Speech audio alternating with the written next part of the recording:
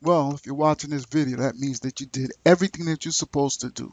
You ordered HostGator and you tried to get a VPS, or maybe you got a regular account. It doesn't matter.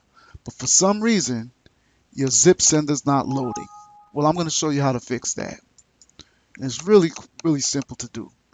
All you do is log into your control panel, scroll all the way down.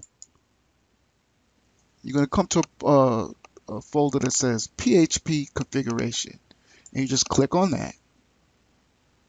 When it opens up, there's going to be a drop-down menu. Now, normally what happens, it defaults to 5.4. But what you're going to do is you're going to backdate it to 5.2, which is this one right here on the top. Just click Update,